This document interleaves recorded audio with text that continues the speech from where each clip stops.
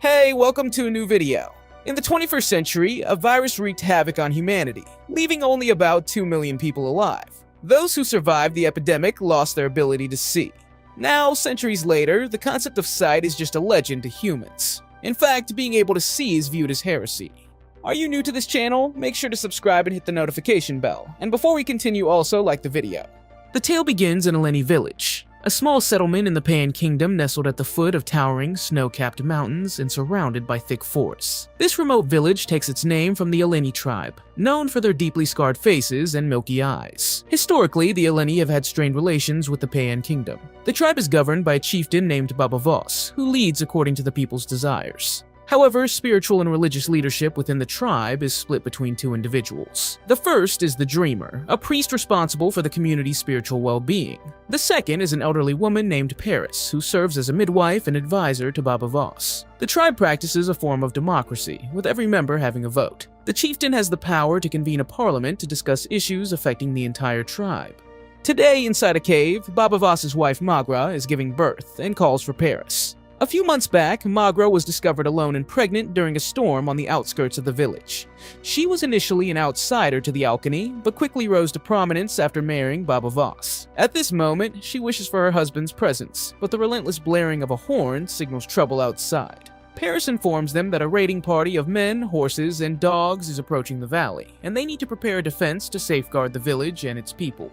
Baba Voss, who oversees the village defenses, is a formidable figure with a thick beard and hair tied in a bun. He wears armbands adorned with large animal claws and carries a massive blade over his shoulder. One of Baba Voss's soldiers, possessing extraordinarily sharp senses, determines the formation of the approaching army. The other soldiers quickly rally behind their chieftain to confront the threat. However, they soon realize that they face more than just a raiding party. To their dismay, it turns out to be a full army of about 200 soldiers. They brace for battle in the thick forest, readying themselves for a fierce clash. Inside the cave, Paris assists Magra in giving birth. She also reveals that for the last 3 nights, dreams have been warning her that witchfinders are approaching their village. Witchfinders are a religious military force from the Pan Kingdom, tasked with hunting down those who can see. They are committed to their sacred mission and are known for their ruthless and unforgiving methods, killing anyone who stands in their way. Paris suspects that they have come specifically from Magra. The scene shifts abruptly to the invaders, led by Tamakti Jun, the general of the Witchfinders. He is on a mission to capture a non-religious criminal responsible for the death of the queen's sister. Tamakti Jun has captured a member of the Eleni tribe named GB. The fierce general reveals that GB betrayed his own tribe for a reward. In exchange for valuable information, the turncoat revealed that at the end of winter, a woman 3 months pregnant had entered Balcony Village. She was taken in by Babos, who had long desired children. While Magra never revealed the identity of her baby's biological father, she possessed a necklace, which GB also handed over to Tamakti Jun. Engraved on the necklace was the name of the criminal the Witchfinders were seeking, Gerla Morel. Back in the cave, Magul gives birth to a son. Shortly after, Paris finds that a second baby is also on the way. As she continues to assist Magra, the scene switches back to the forest. Babas and his formidable warriors confront their enemies from atop a rock wall on a sloping hill. Initially, warriors tethered to ropes swing down from the wall to attack the foes below. The battle quickly escalates to intense hand-to-hand fighting. Babas uses the claws on his armband to stab his first opponent before decapitating him with his blade. The combat is fierce and rapid. Although none of the warriors can see, Babas and his group triumph in this clash by triggering a collapse of the rock wall, sending hundreds of boulders tumbling down. These boulders obliterate the Witchfinder battalion. Following the victory, the Eleno warriors start withdrawing back to their village. Meanwhile, Magra feels compelled by tradition, which dictates that newborns must hear the names of their true fathers. She confesses to Paris that the real father of her children is Gerla Morel. Later, Babas convenes a parliament, warning that the Witchfinder general will launch another attack as soon as the rain stops, and urges everyone to brace for more fighting. He then visits Magra and the newborns. During this time, the parliament concludes that the Witchfinders came specifically to search for Magra's babies. They believe that surrendering the newborns to Tamakti Jun might spare their lives. This leads to a tense standoff between Baba Voss, some of his loyal allies, and the rest of the village. But before the situation escalates, Paris announces that the Witchfinder army will reach the village sooner than expected. Nevertheless, she reveals she has a plan to save everyone from impending doom. Traditionally, the people of Alconi thought there was only one way to enter or leave their village. But the man who brought Magra to Eleni had confided in Paris about a bridge he constructed over a river, which could offer them a safe escape route before an attack. Many doubted this, finding it hard to believe that one person could build a bridge by himself. Nevertheless, with limited alternatives, they decide to pack up and head towards the bridge. After a few hours of walking, they indeed come across the bridge, but just as they start crossing, Tamakti-jun appears and releases his dogs after them. Despite some losses, they manage to cross safely. Once everyone, including Jibai, is on the other side, Baba Voss destroys the bridge. He believes that Jibi was taken against his will and not a willing traitor. Thwarted, Tamakti-jun dispatches a message to Queen Kane, the ruler of the Payan Kingdom, using a hawk. The scene switches to the queen in her palace at Kano Dam, a stark, imposing structure of concrete and metal. Bald except for a long ponytail, she is robed by her attendants. Seated in a chair, she spreads her legs, licks her hand, and begins to pleasure herself while offering prayers to God. She thanks him for the god flame, which is actually the sun, and asks for her enemies to be punished. She concludes her ritual with a satisfied Amen. Later, she receives Tamakti-jun's message and summons her cabinet to a dimly lit room, illuminated by 2 rows of fire. Here, they discuss the notorious Yerla Morel, who is accused of killing her sister and promoting the concept of vision. The queen suspects that Yerla Morel might possess the ability to see and might have passed this ability to his children, although it's uncertain if this is possible. It is then revealed that Yerla Morel was the son of a slave, and once served the queen and her aides in the very same room. The next morning, Baba Voss is outside, holding his 2 adopted children and soaking in the sunlight. Unknown to him, one of the infants gazes intently at a hawk flying overhead, revealing that the newborns have the ability to see. A few days later, Babos is walking in the forest with his 2 children. Suddenly, he encounters a fearsome bear that separates him from the infants. Demonstrating his fighting prowess, Babos repeatedly stabs the bear in the neck and torso. Just as he is about to deliver the final blow, an arrow flies in from nowhere and kills the bear. The shooter is none other than Yerla Morel. He steps out from the trees and hands Baba Voss a key to a box hidden in a cave near the village waterfall. He instructs Baba Voss to tell Paris about the box, specifying that it should be given to the children when they reach the age of 12 summers. When questioned about the contents, Yerla Morel explains that it holds knowledge capable of creating a better world than that of their ancestors. He also advises Baba Voss to name the children Haniwa and Kofun, so he will recognize them when they eventually find him. After sharing this information, Yerla Morel quickly disappears again. This encounter leaves Baba Voss unsettled as he desires to be the only father figure for the children and does not want them to ever leave. It also disturbs GB, who overhears Baba Voss shouting Yerla Morel's name.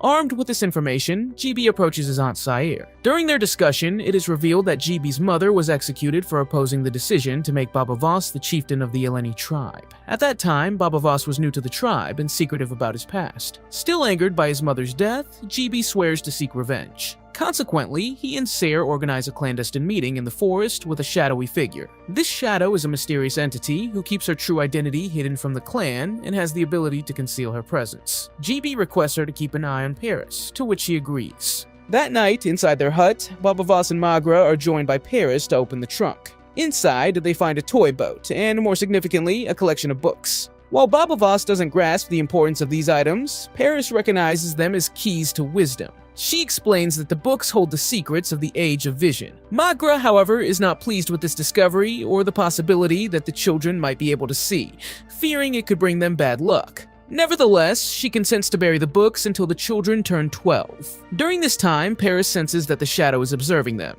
She discreetly informs Baba Voss by writing the warning on his palm with her finger, but he fails to capture the shadow before she slips away. Following this, the shadow returns to GB. In an unexpected twist, she deceives him, claiming that the trio merely discussed routine childcare issues. GB is skeptical of her report and tells Sire that he intends to spread the news about the witch Yerla Morel by sending messages in bottles downstream until someone finds them. In the next scene, Baba Voss confronts GB and openly acknowledges their animosity towards him. He warns GB, stating that he is a fair man as long as people approach him openly with their issues. However, if they operate deceitfully behind his back, he warns that it will force him to revert to his former, more violent ways. Elsewhere, Tamakti-jun is struggling to find Yerla Morel, and out of frustration beats a villager who knows nothing. Meanwhile, back at the palace, Queen Kane listens as a messenger reads a letter from Tamakti-jun. The letter describes his failure and requests permission to abandon the mission and return home. However, Kane is suspicious of the message and decides to read it herself. She quickly determines that the letter is a forgery. Confronted with this, the messenger eventually confesses to forging the letter. For his deception, Kane executes him by cutting his throat with a small blade she conceals in her wrist. Then, while being pleasured by a woman, Kane begins to pray. Surprisingly, she refers to Jerla Morel as her one true love and prays for his return. She expresses a desire for him to father her children, hoping they inherit his ability to see. By achieving this, she believes she can forsake the traditional gods, as she and her offspring will become deities themselves. Following this moment of intimate reflection, Cain conducts a public execution for 2 more traitors who tried to deceive her with the forged note. The public criticizes Cain, pointing out her obsession with Jerla Morel over critical issues like the failing dam engines and rising water levels. Nonetheless, she asserts her divine role, claiming to be God's hand on earth. It is revealed that Cain uses electricity from the dam to regulate the climate in her citizens' homes during winter and summer, which she claims as magical acts. Demonstrating the supposed divine power, she executes the 2 betrayers by hoisting them in the air with chains and electrocuting them using the dam's turbine-generated electricity. The scene shifts forward 3 years. In the newly established Aleni village, McGraw reveals to Paris that Haniwa and Kofun can see. Baba Voss admits that he has also known about their ability for some time.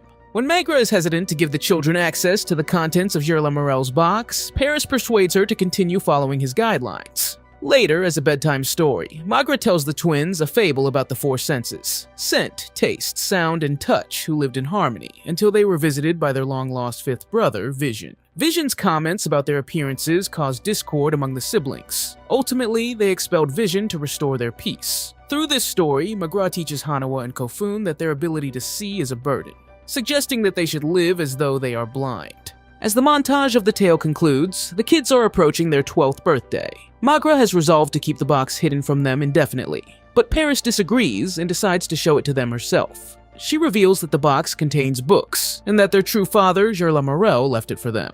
This startling news shakes their entire world. Upset by the revelation, Kofun storms out, prompting Paris to send Haniwa after him. Outside, beside a hearth, Haniwa reads a message from Jerla Morel. It explains that in ancient times, all humans possessed the power of sight, but their misuse led to environmental destruction.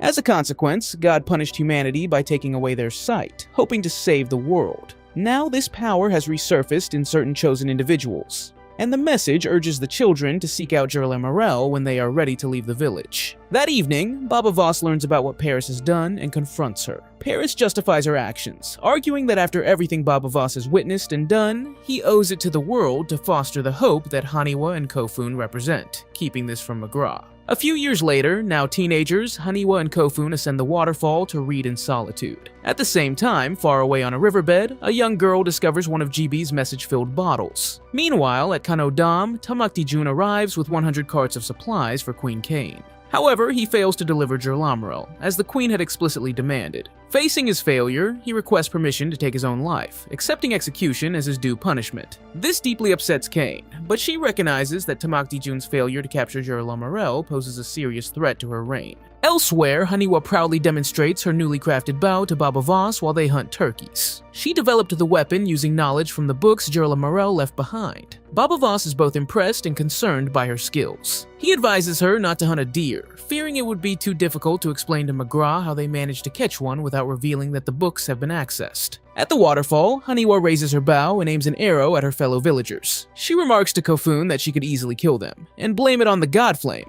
which she knows is merely the sun. Kofun, recognizing a troubling violent inclination in his sister, scolds her for viewing the books as mere guides to crafting superior weapons. Haniwa is also thrilled about a world atlas she found among the books, which reveals that their village river connects to the Mississippi River and mentions an industrial town called Pittsburgh, likely the site of Queen Cain's Kano Dam. Elsewhere, a tragic event unfolds as Sayer's newborn is stillborn, appearing non-human. Some villagers blame Baba Voss, Paris, and others they call witches for this misfortune. However, the majority understand it as a consequence of incest, given the limited population of about 70 in the village, and the well-known effects of inbreeding. As a solution, a plan is made to attend a nearby festival to potentially find new clan members and mates. Baba Voss worries that traveling might expose their hidden village to the witch finders, but McGraw argues that the hard times ahead will inevitably push people away, and guiding them correctly is the best approach to manage the situation. In Kano Dam, Cain prevents Tamakti-jun from taking his own life after receiving GB's bottle, which reveals the location of the children.